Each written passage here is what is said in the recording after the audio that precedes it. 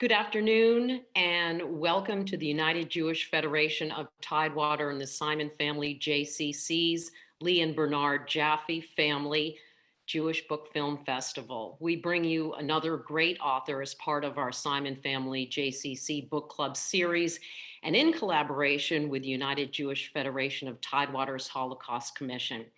I'm Carol Jason. Nice to see you. Happy to host today's conversation. Now, before I introduce our author, Debbie Cenziper, we are going to take care of a few housekeeping items. First of all, we are doing this in meeting format. So what that means is if you have a PC or a Mac, go to the right top hand corner of your computer and click on Speaker View.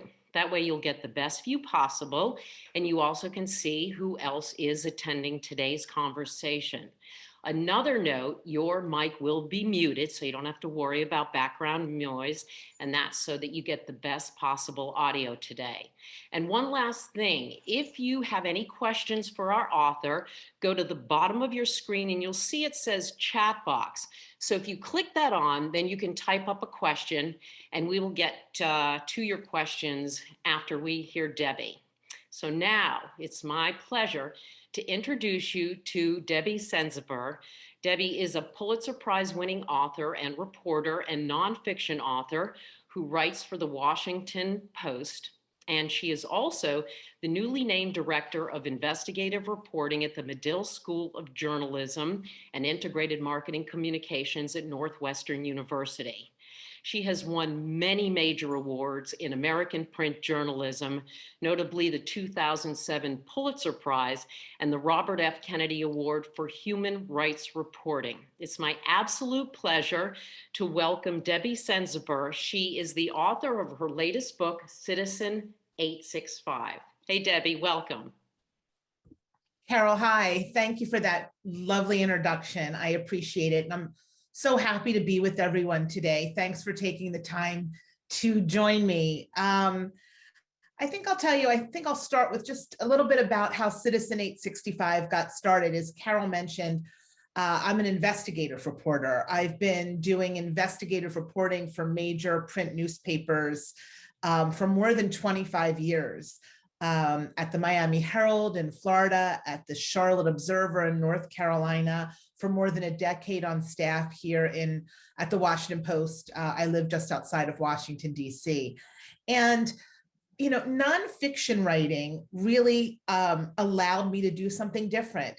I had spent so many years writing in many ways about the worst in human nature. As an investigative reporter, you can imagine how much there was to write about and still is in so many places. In Miami and in Washington, I was really writing about government agencies and people that were really not doing what they promised, not doing what they said they would do. And turning to nonfiction writing allowed me to focus on people that moved and inspired me as a human being, as a mom, as a wife, as a Jewish woman.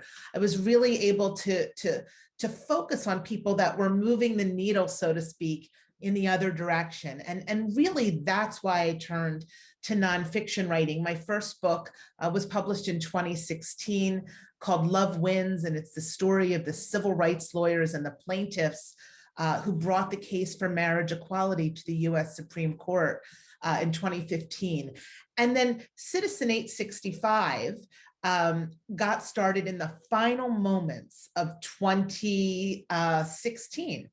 I was at a New Year's Eve party here in the suburbs of Washington with my husband, and he was motioning toward the door. It was just before midnight. He very much wanted to leave. I think because he thought I was going to force him to dance, which is not a fun thing for him.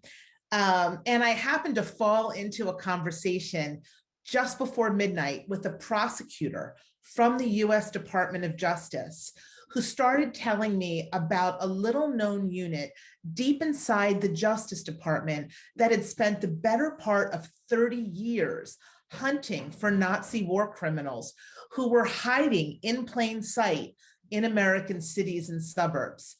And though I had lived and worked in this region for years and knew that this unit had existed, I really didn't know much about its work. And I was absolutely astounded that this unit had been around for more than 30 years and was still, in fact, hunting for Nazi war criminals many decades after the end of the war. I just could not wrap my head around the fact that the United States was still finding war criminals here on US soil in 2016 and 2017. And I also very much wanted to learn more that night about the people who did this work and had been doing it for so long. You know, there's Amazon movies and stories about Nazi hunters and, you know, with guns in their holsters. And I remembered asking myself that night and many nights after that, was it about revenge? Was it about retribution?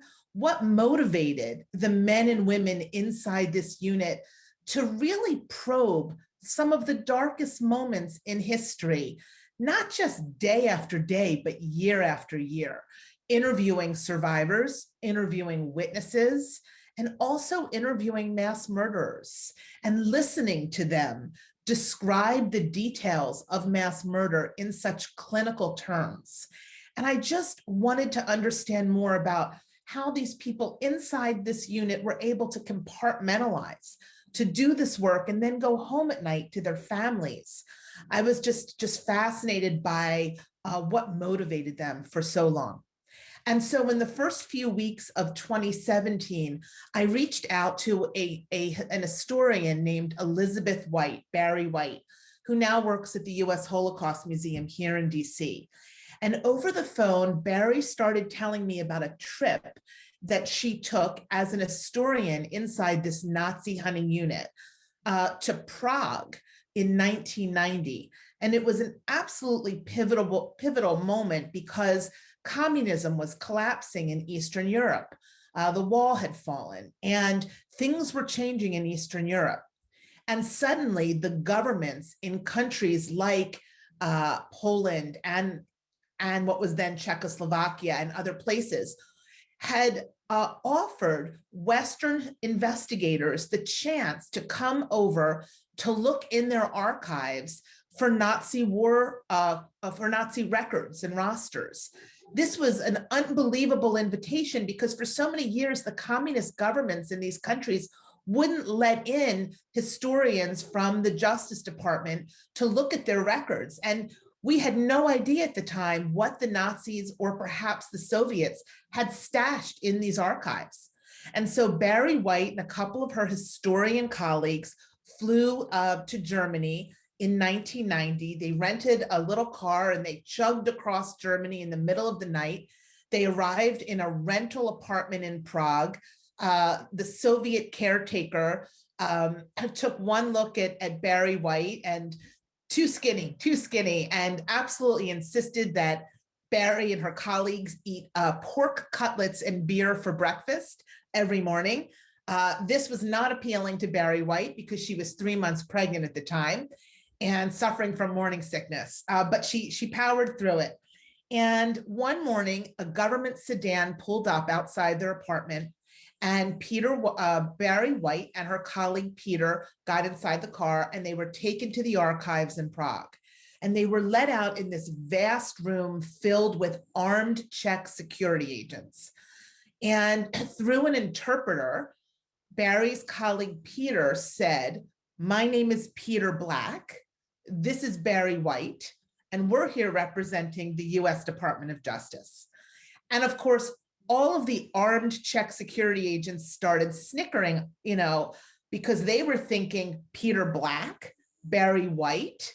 The CIA has no imagination. They must be spies, or else they'd come up with better names than Black and White, right? But of course, that's really their names. And they really were historians from the Justice Department.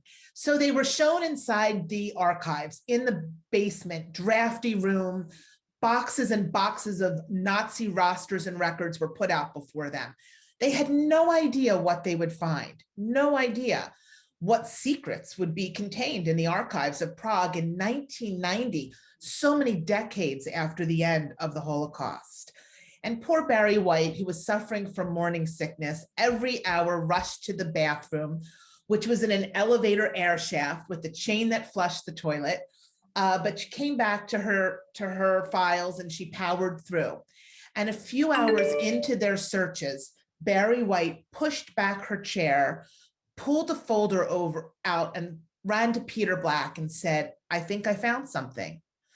And what Barry White found in 1990 in the archives of Prague was a Nazi roster from 1945 that listed the names of 700 men who had served during the war in an obscure Nazi training camp in a farming village in occupied Poland, a little tiny town called Travniki.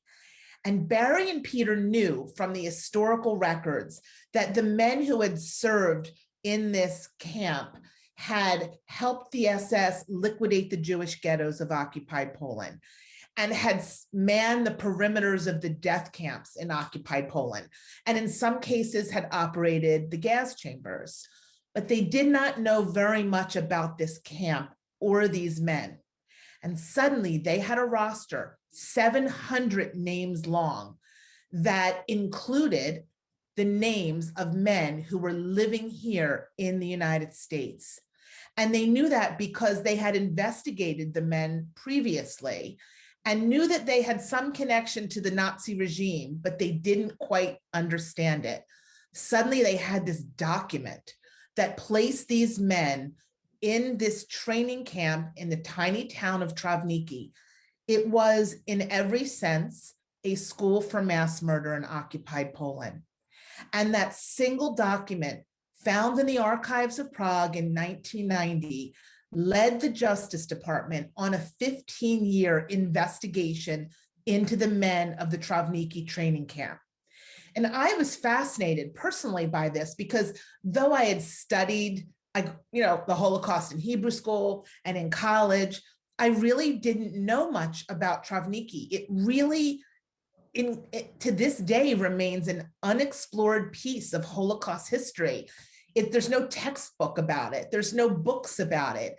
It was a discovery by this unit in modern day, years after the end of the war.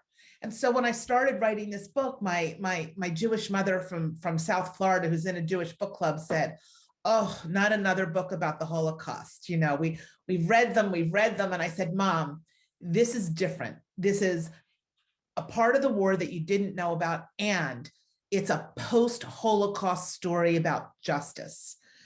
My goal is that you will feel the same way at the end of this book that I felt in reporting it, and that is hopeful that there are people out there who have spent their entire professional careers and continue to do so to bring justice to Holocaust victims and their descendants, that there are people out there that believe that the passage of time does not excuse mass murder, and that the US will never provide refuge to people who assist in genocide, no matter where that occurs, whether it was Nazi Germany or Nazi occupied Poland or in more modern days, Guatemala and Bosnia and other hotspots around the world. So I said at the beginning of this book that I see this as a story about darkness, but also about light. And that's why my mother finally read the book and shared it with her book club. So if I may, I'll share just a little bit of history with you so you can understand what Travniki is and remains to this day. You can see here on this map that Travniki is south of Warsaw, little farming village, nothing, a very tiny little village. And in the early months of the war, the SS decided to build a training camp here for soldiers. Travniki was a very strategic location for the Third Reich because railways connected this city to major Jewish corridors and major cities in occupied Poland. And in the early months of the war, the SS knew they needed manpower. They needed boots on the ground to annihilate the Jews of occupied Poland, their ultimate goal. And the German boys were busy fighting on the Soviet front. And so the SS did something very, very strategic. They started recruiting from the civilian population. They brought in young Poles, young boys from Ukraine, Lithuania, Latvia, and they recruited from Soviet POW camps. In other words, when the Germans captured Soviet soldiers, the SS went to those POW camps and recruited from the ranks of their enemies and brought promising Soviet soldiers to Travniki. And over time, in this school for mass murder, the SS trained 5,000 men. They were, in every sense, according to Peter Black, one of the historians I told you about, the foot soldiers of the Third Reich. Without the men of Travniki, 5,000 men, there is no way the SS could have murdered 1.7 million Jews in the span of 20 months. It was the deadliest, bloodiest 20 months of the war in occupied Poland. And so in this town of Travniki, Travniki men were trained. They were given guns. They were given uniforms, food, barracks. There were reports that they were forced to shoot a Jew to prove their loyalty to the Nazi cause. Nazi ideology blasted every day from the loudspeakers in this camp. And one day in March of 1942, the men were sent on their first assignment, and they were sent to the town of Lublin. And before the war, Lublin was a thriving hub for Jewish life. 40,000 Jews lived in Lublin. Jews owned factories. They served on town councils. Some were very assimilated, and some of the children spoke Polish. And in the early months of the war, the 40,000 Jews of Lublin were put into the Lublin ghetto. And I remember in reporting this book, I went, of course, to Poland and to Prague and to other places. And I walked the streets, the cobblestone streets of this ghetto. And, I remember being told by my guides that just outside the ghetto, Polish farmers every weekend would have a farmer's market, and they would bring food and bread, cheese, to sell. And I will never forget thinking what it must have been like for the parents and grandparents inside this ghetto to know that their children were hungry and food was just beyond their grasp. But the Jews of the Lublin ghetto managed to survive until the early months of 1942, when one night the Travniki men surrounded the perimeters of the ghetto.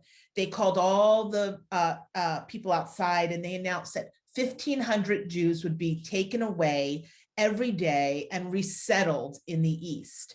Now, we know now that that is Nazi code for murder, because in fact, the Jews of Lublin were taken to the Sobibor death camp, where there were no barracks because Jews were not allowed to live there, even as forced laborers. They were taken right off the trains, forced to turn over their valuables and undress, and they were taken right to the gas chambers. And so the Travniki men worked side by side with the German police and the SS to liquidate the ghetto of Lublin. The sick and the elderly were shot on the spot. Travniki men went to the Jewish orphanage. They had a hand in the murders of the children as well as their caregivers. They went to the Jewish hospital and murdered the men, the doctors and the nurses and the patients. They took part in shooting operations in the woods. The Jews at the time did not know who these people were. They often called them the Ukrainians because some had Ukrainian accents, but they knew that they were more brutal in some cases than the dreaded SS. And that's because they had come from Eastern Europe, young, uneducated boys from Eastern Europe who had come from communities that had participated in violence against Jews for so many generations. It's not hard to imagine that these men were in many ways more brutal than young German boys. There were so many Travniki men in occupied Poland that even in the death camps, the Travniki men outnumbered, in some cases, members of the SS. These men did the bloodiest, dirtiest jobs in occupied Poland because once they were in Lublin and they had sent everyone to their deaths, they then fanned out across the ghettos of occupied Poland, liquidating ghetto after ghetto and also operating the death camps.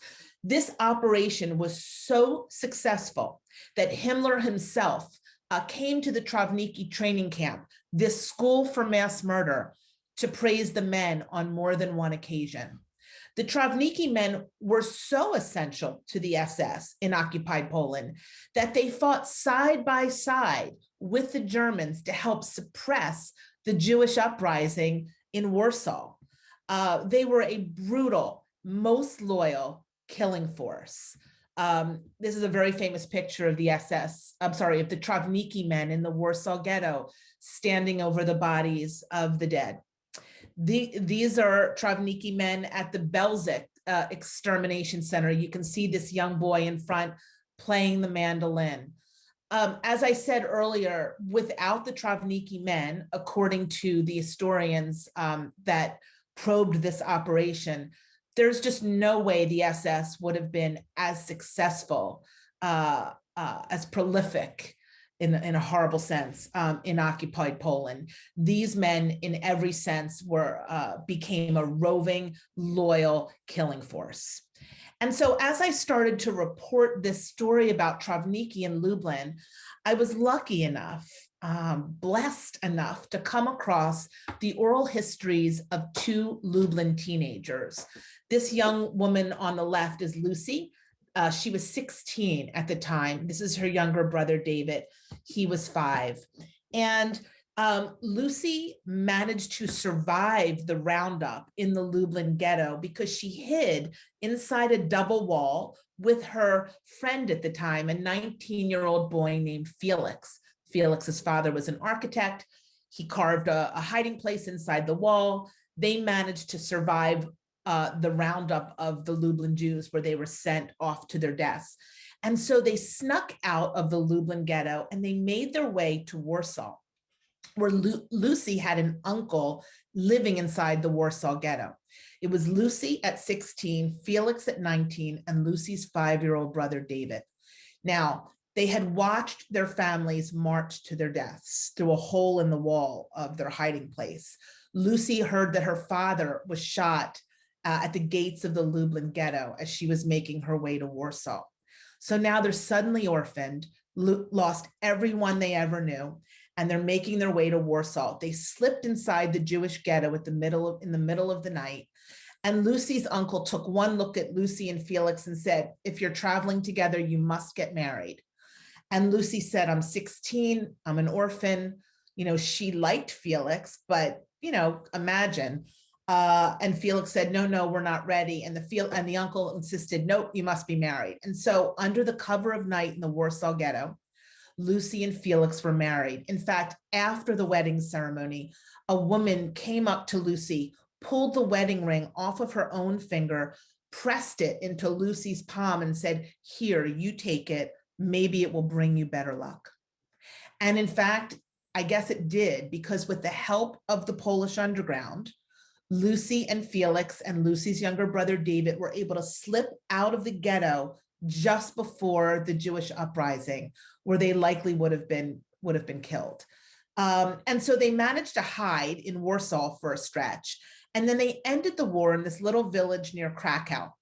And in fact, Felix was, super smart, volunteered to teach arithmetic to the Polish children in the village who hadn't gone to school since the start of the war, hiding in plain sight, knowing that though the villagers welcomed them as displaced Poles and the mayor welcomed them, and he was teaching their children, had they found out that they were Jewish, they would have been taken into the woods and killed.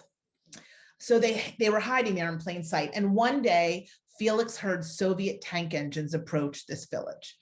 And the next day, a Soviet commander walks in and he says to Felix, "Who are you?" And Felix said, "I'm the teacher." And for the first time since the end of the war, he said, "And I'm also a Jew." And the Soviet commander said, "You can't be a Jew. All the Jews are dead."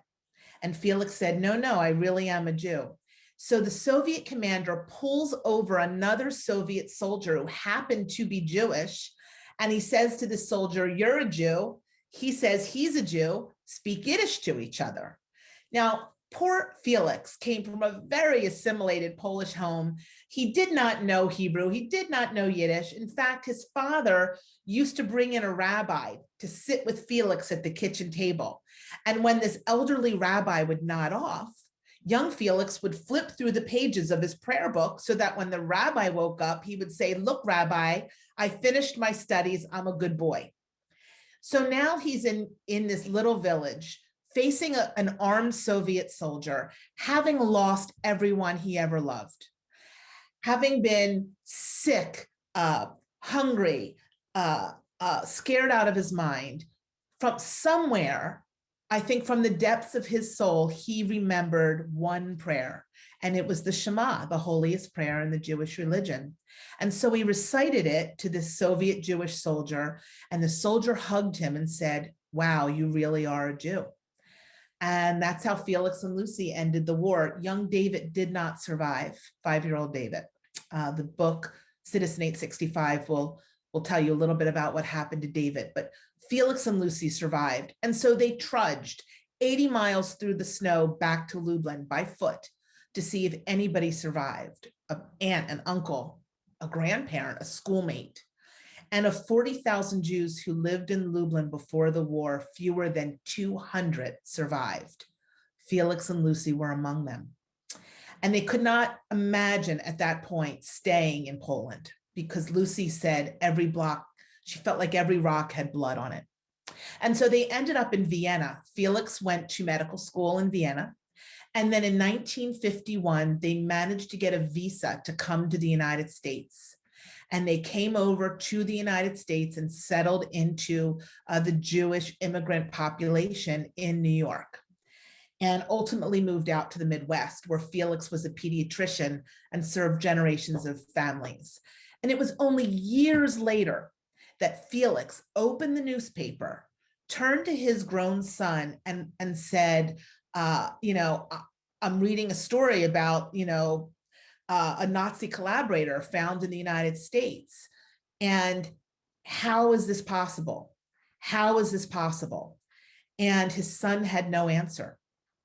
And so in telling this book, what I realized, and I don't think Felix and Lucy ever did, because they died before this Travnicki investigation was complete, is that the very same men from Travnicki who liquidated the Lublin ghetto and who had a hand in killing everyone they ever knew, and who followed them to Warsaw and fought side by side with the Germans to suppress the uprising, and who then had a hand in the murders of 1.7 million Polish Jews, had obtained the very same visas offered to war refugees and Holocaust survivors by the United States, and who then slipped into the United States on the very same ships that brought over war refugees and Holocaust survivors, and were, in every sense, living alongside survivors and their descendants and veterans here in the United States who had crossed an ocean to flee the Jews of Europe. And I wonder, I wish I had known Felix that day when he asked that question to his son. How is that possible? How is that possible? Because what answer can you give? What can you say? And so in 1979, a Jewish congresswoman from Brooklyn, New York, found out about this. She found out that there were Nazi war criminals, men and women, who had participated in genocide under the Nazi regime, that had lied about their whereabouts, that had ditched their uniforms, and that had obtained a visa to come to the United States, visas that were coveted and that were meant for war refugees and Holocaust survivors, not war criminals. And this congresswoman from Brooklyn named Elizabeth Holtzman was so outraged that she called for congressional hearings.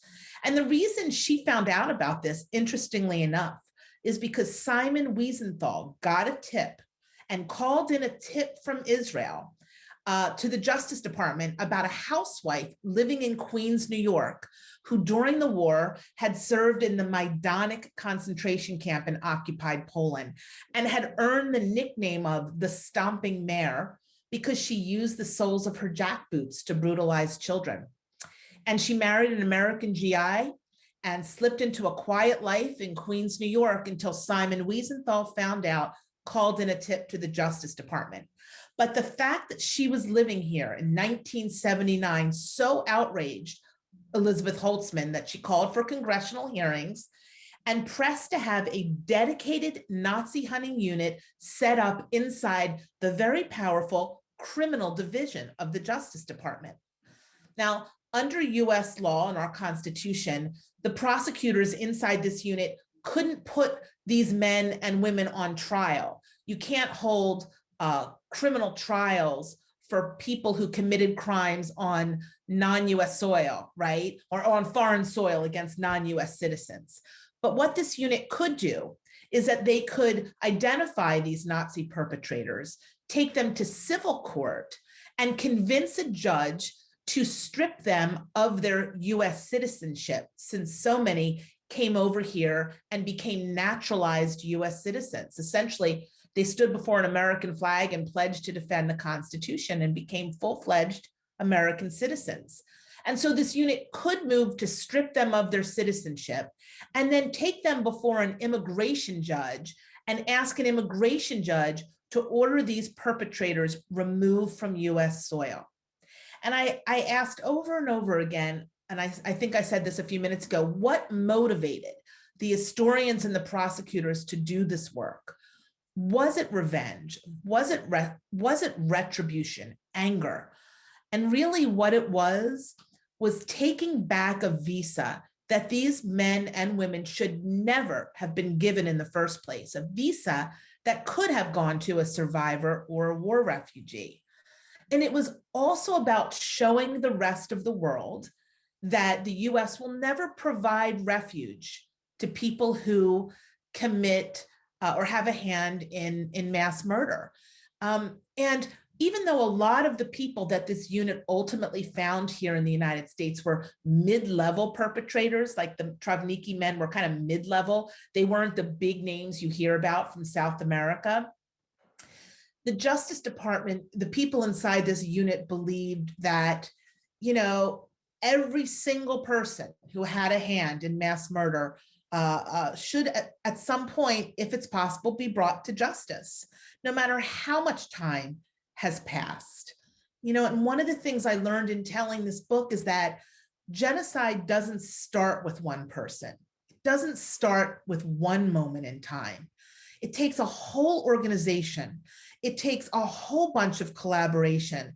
It takes people who directly participate and people who sit idly by. And this unit wanted to be sure that the men of Travniki were brought to justice, just like some of the big names we hear about from South America. And so in 1990, they were able to really piece together through documents found all over Eastern Europe, not only how Travniki worked and the scope of this incredibly strategic, successful, and wrenching, terrible investigation, but also they were able to find more than 16 Travniki men who were living here in the United States.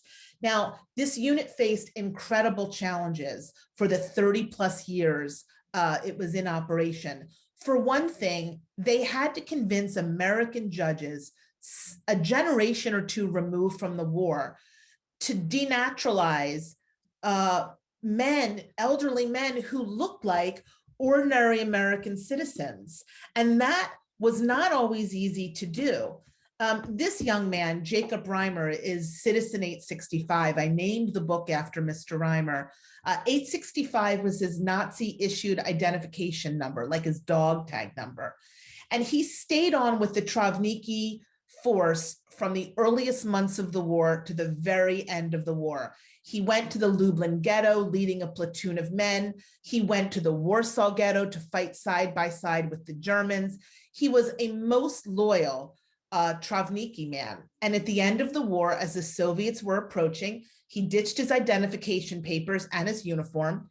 He actually ended up in Munich after the war, chauffeuring American GIs to Hollywood movies at night.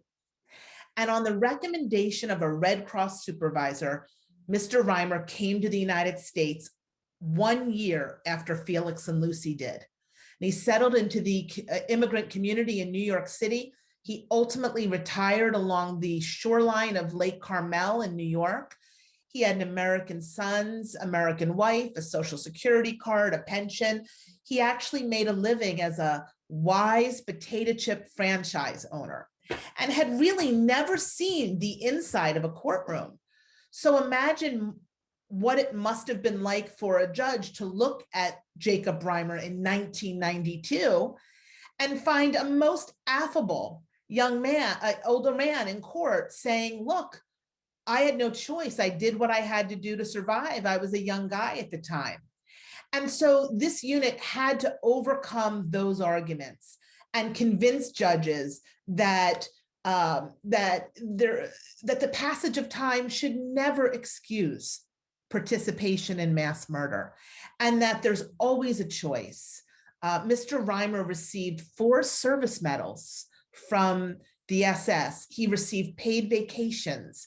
He was offered citizenship in Nazi Germany after the war. He expected to settle in Nazi Germany as a decorated war hero after the end of the war.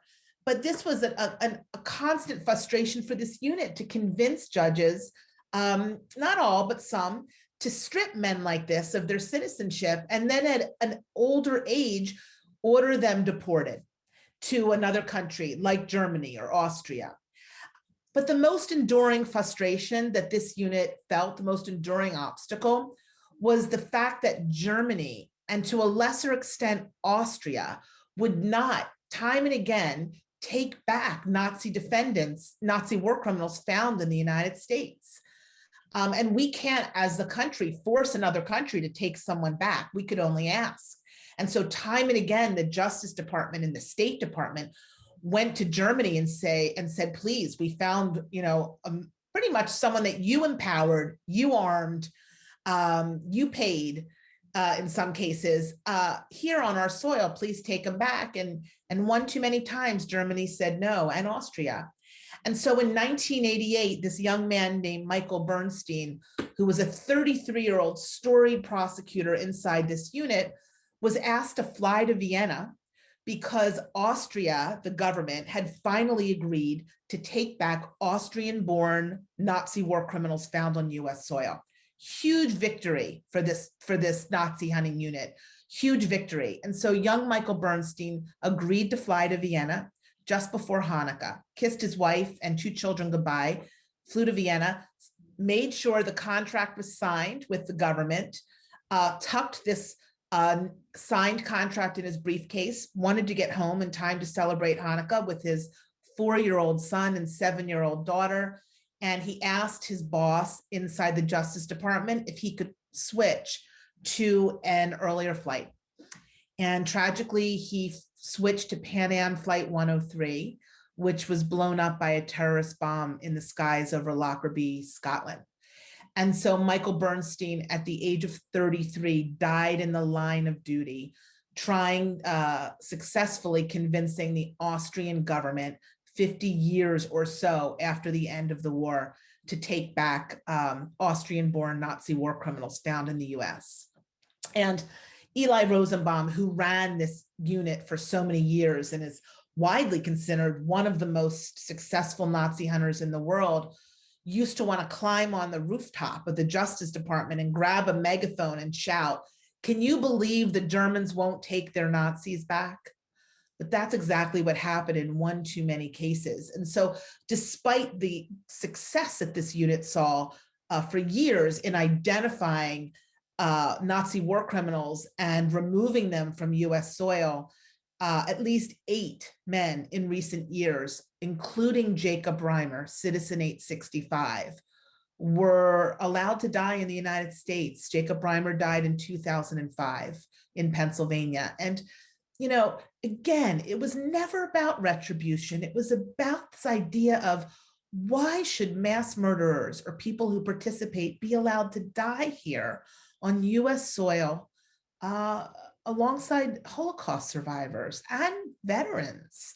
And so that was the most enduring frustration of this unit. But they saw great success over time.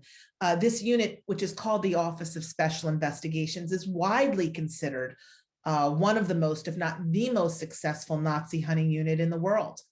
And though this unit merged a few years ago with another unit inside the Justice Department, now they have a broader mission to look for war criminals from other hotspots around the world. Eli Rosenbaum is still there, and they're still identifying, if you can believe it, Nazi war criminals in the United States. In fact, just a couple of weeks ago, a Nazi war criminal who was living in Tennessee, the state of Tennessee, was deported.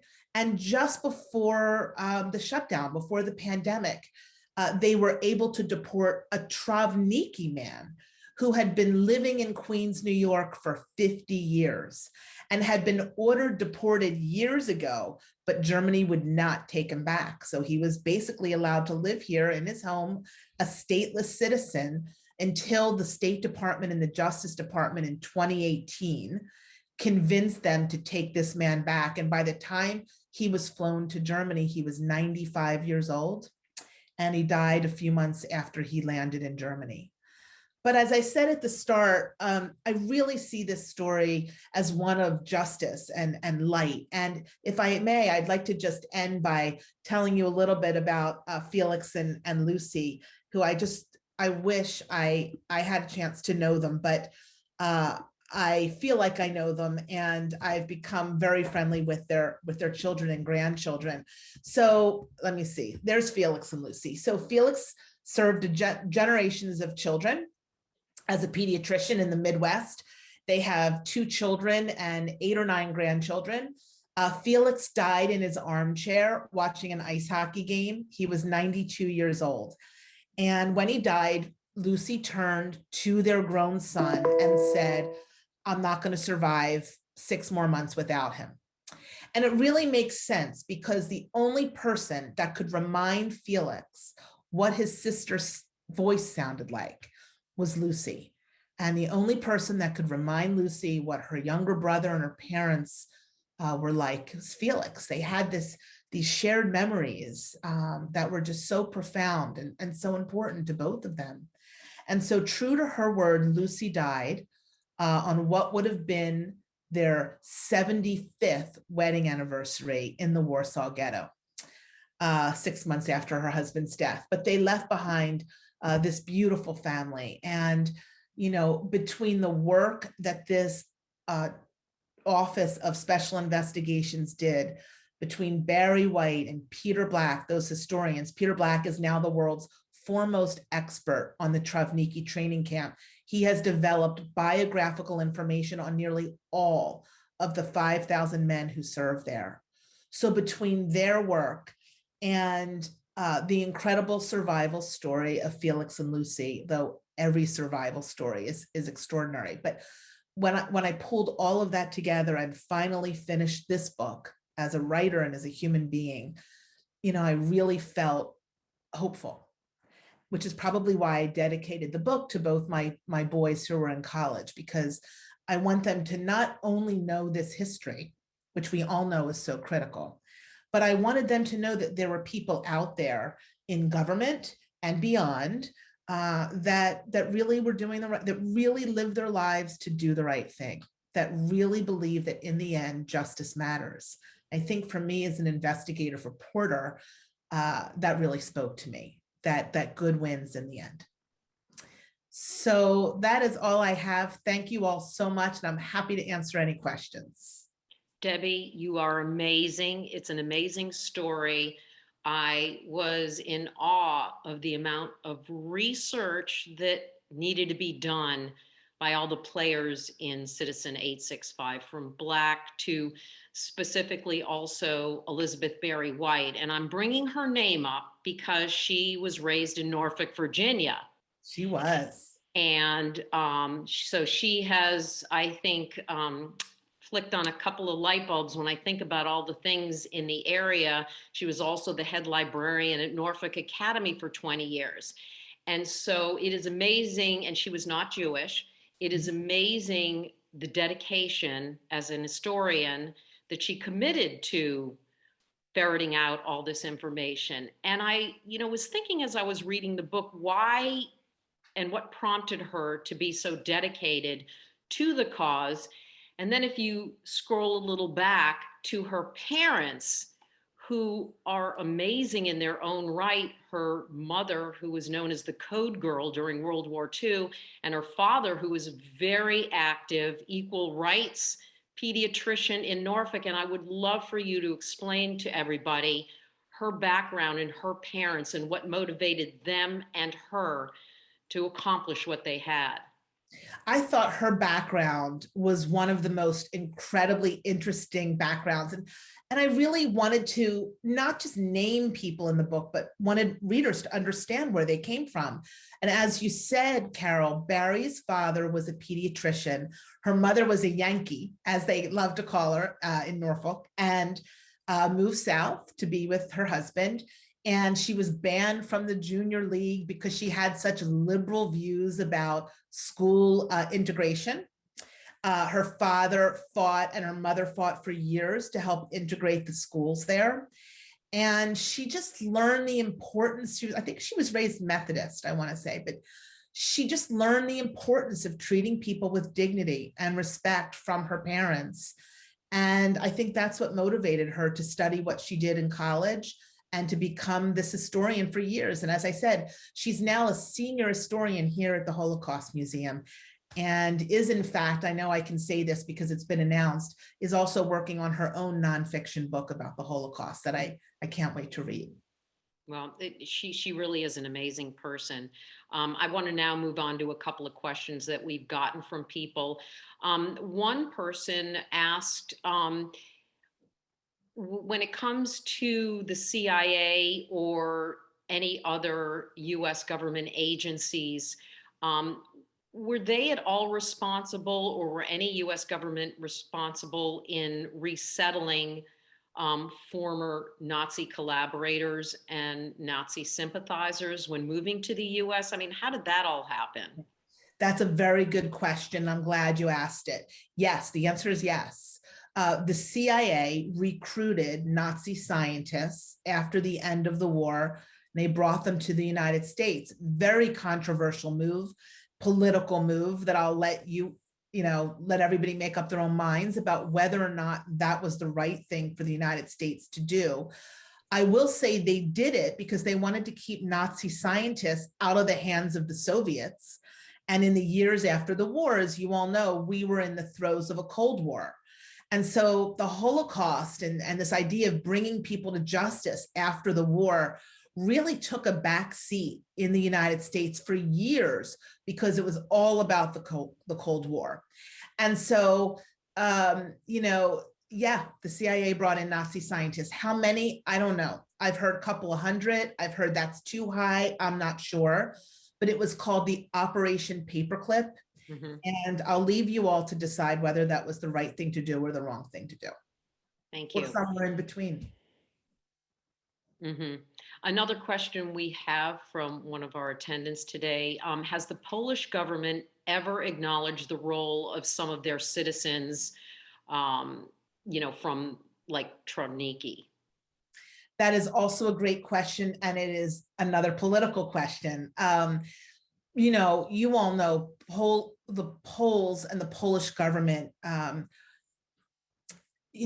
they really want to play up the work that Poles did in trying to save Jews. And, the Polish underground definitely played a pretty significant role, both in the survival of Felix and Lucy and the survival of many other Jews in Poland.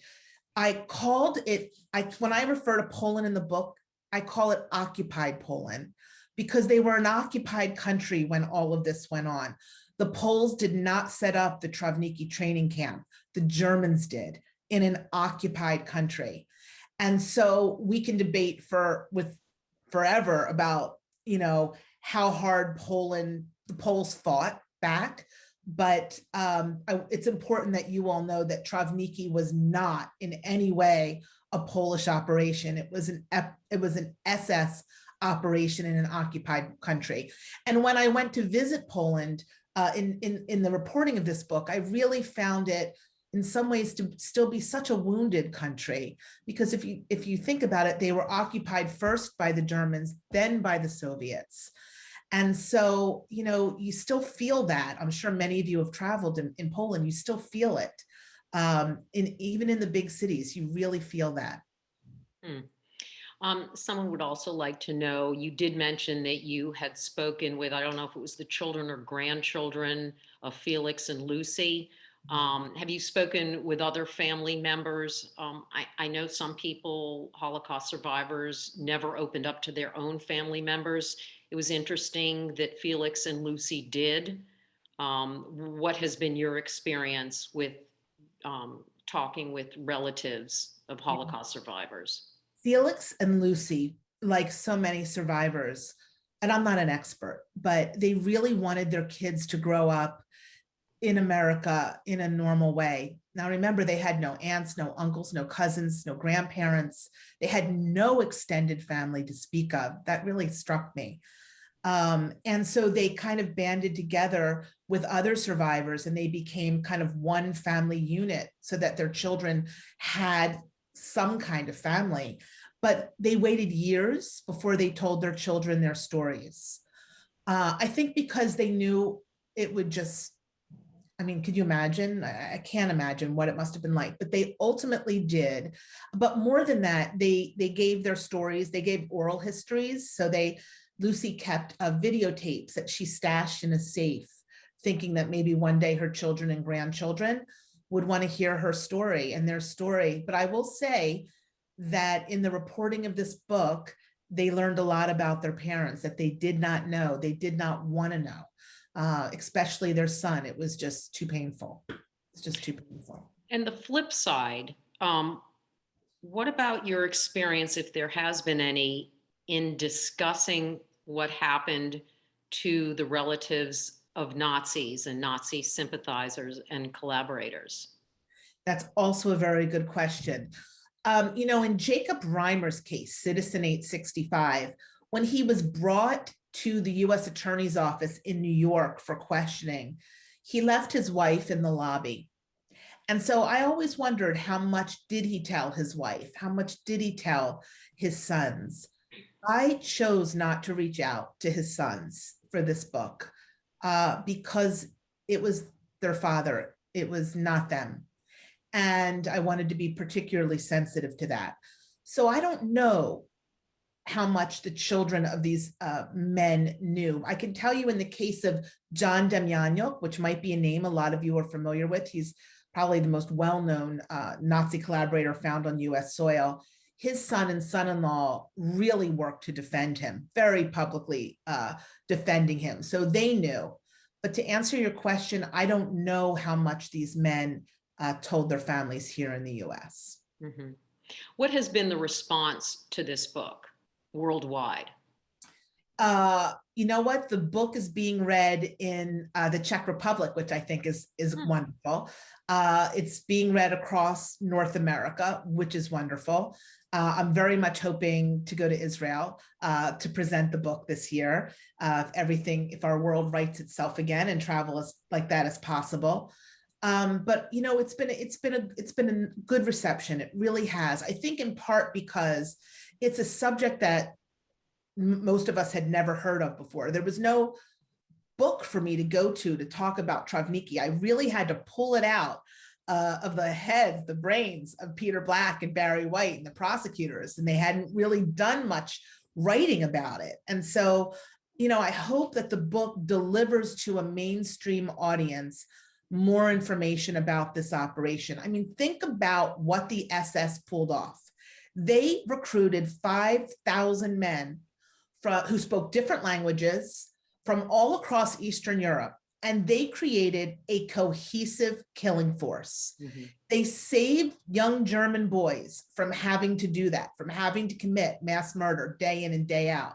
And they gave it to people who weren't German, this cohesive, loyal killing force. It was in some ways a very strategic military operation. And I hope that,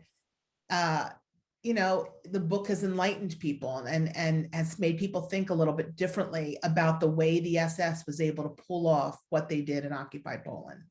All right, we have 30 seconds. Quick question. Are you working on anything new now? Thank you for asking. I am right now working very hard at the Washington Post. I was covering COVID-19 all last year. I'm working on news stories this year. And I'm starting to think now about my next book, but not until probably the end of this year. All right. Well, good luck. And thank you for all your work. It really has been enlightening. And it's been a wonderful conversation. And if anyone would like to purchase Debbie's book, Citizen 865, just go down to chat box. It can make it easy for you to get your own copy, and the Holocaust Commission will receive 5% back. You can also visit jewishva.org/bookfest for the fall lineup of the book festival and everything coming up. Debbie Cenziper, it's been an absolute pleasure. Thank you so much for sharing your time with us.